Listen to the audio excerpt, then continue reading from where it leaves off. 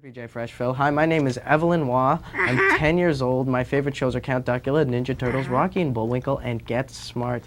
But of course, my very favorite show is Da-da-da-da-da-da, your show. Did you grow up in Canada? Were you alive in the 90s? Did you love YTV? Fuck yeah, you did! Welcome back to the show that gives Canadian 90s nostalgia the respect it deserves. Today our guest is YTV legend, PJ Fresh. Hey everyone, welcome to You, Me, and YTV. I'm Ryan Stick here at the Fan Expo. When I started You, Me, and YTV... I know you, Ryan. Yeah, exactly. We're on Facebook. You're on my Facebook. I've been stalking him for years. Anyway. Oh, you're Ryan. Yeah, anyway. All right, so here we are. Ryan Stick, I know him. Here we are. You?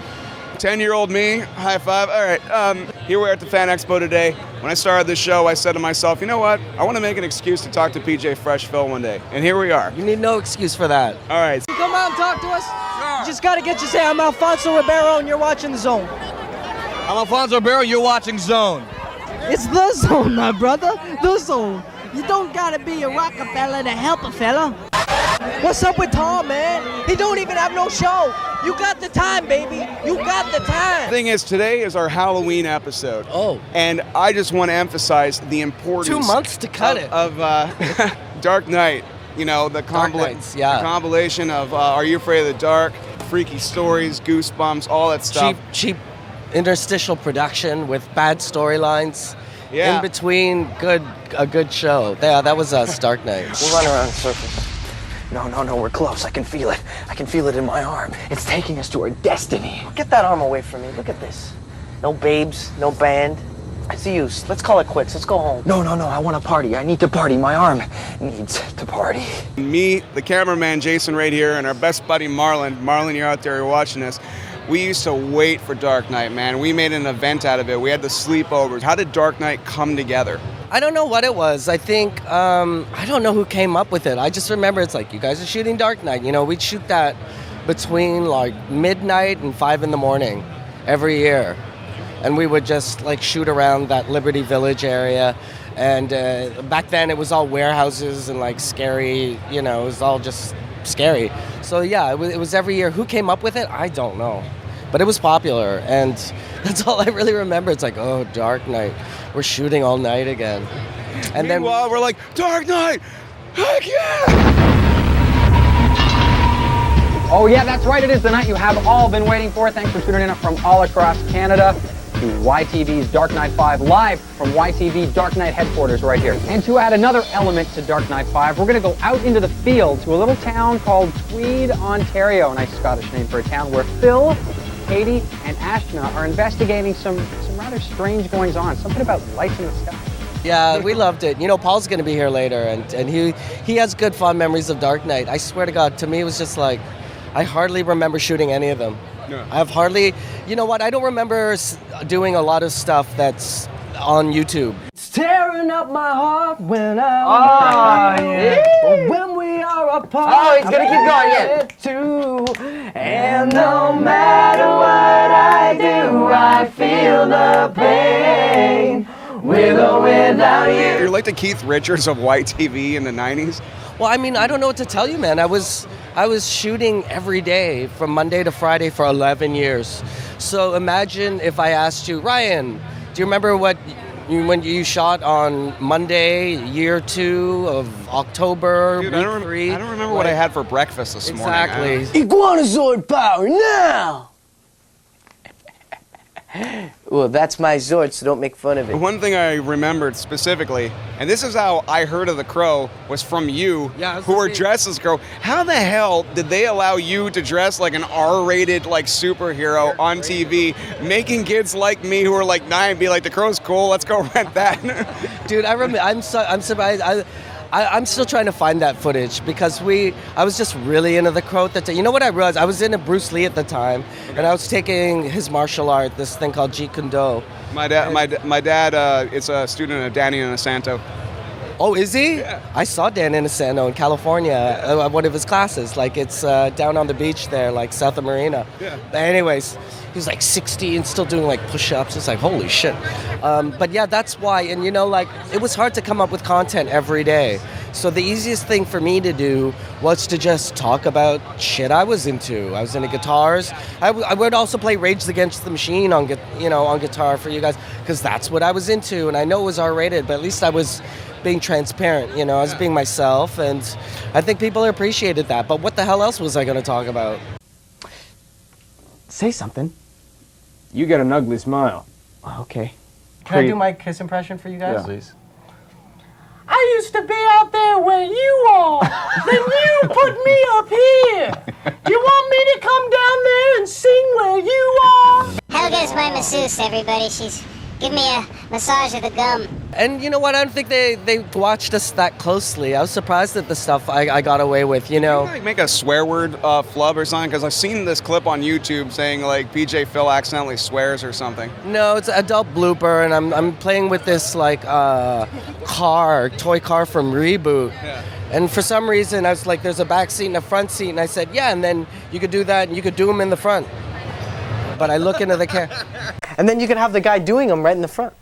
I mean... What? And the thing is about Snit, like what we tried to do, we were so bored. Whenever the other guy would fuck up, we would be like, hey, like it wouldn't be. So if you watch Snit, I say, do him in the front, and they look at the lens, and then Snit's like, huh, what'd you say? Oh, what's that? What did you say? Like... What do you mean, doing me? That's not very nice. I mean, I forgot. I could have the internet hook up in the front. Yeah, okay. That's what I meant to say. One called Sailor Moon. So yeah, that's the blooper. I swore once, and it took like till year 10, like almost before I left. And I was doing so well, but then... That's how you laugh. You're like, fuck you, mic drop. No, it was just, I was talking about some kids festival in Winnipeg, and I said, and there'll be a lot of cool shit happening there. And then coming up next, and I let it just go because I knew, but in my head, I was like, oh my God, I just said shit live. Like, there's no taking it back. Oh, well, if I get fired, that's it. At least I lasted 10 years.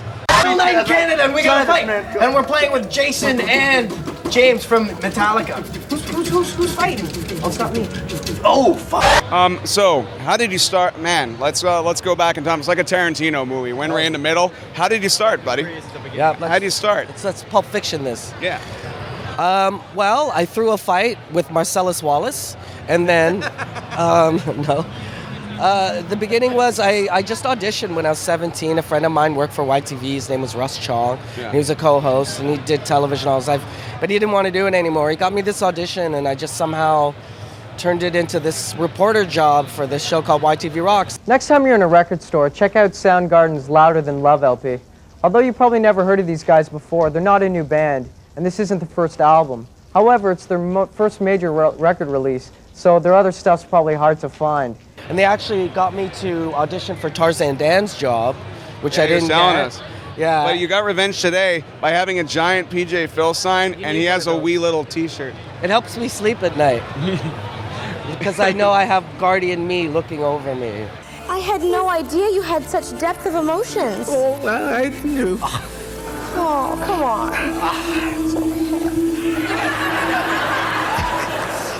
It's interesting. I remember you actually being into the Sailor Moon show. You're like, yeah, there's going to be Sailor Moon episodes coming out. Or was that just your job? It was Did you enjoy the programming? Honestly, dude, when I would say honesty, coming let's up, honestly, and I've talked about this, when I was like, all right, coming up next, Sailor Moon.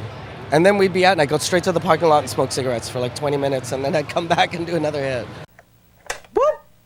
It's a TV screen. And Junior's on it. Yeah.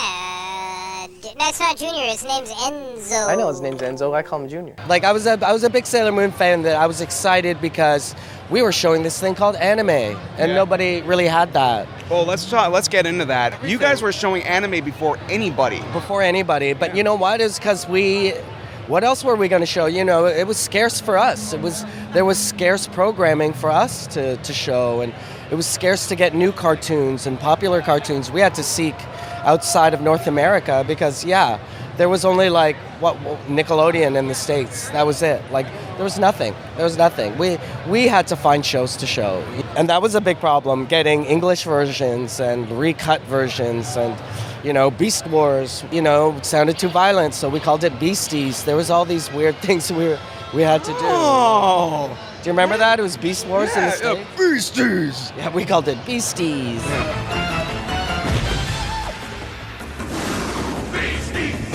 Well, I don't want to take up too much of your time because you got a lot of fans keep coming by and they keep pointing at you and being like, with this look. I saw 2. Yeah, okay. I counted 2. Well, I see 2 right here. Look at these guys coming to get a picture of PJ Phil. We're just going to wrap this up and then we're going to high five. But do what about PJ Stick? Yeah. Can I just get you to say I'm Arnold Schwarzenegger and you're watching The Zone right here? It's nice to be here. Thank you for coming to our Planet Hollywood opening. I really appreciate it.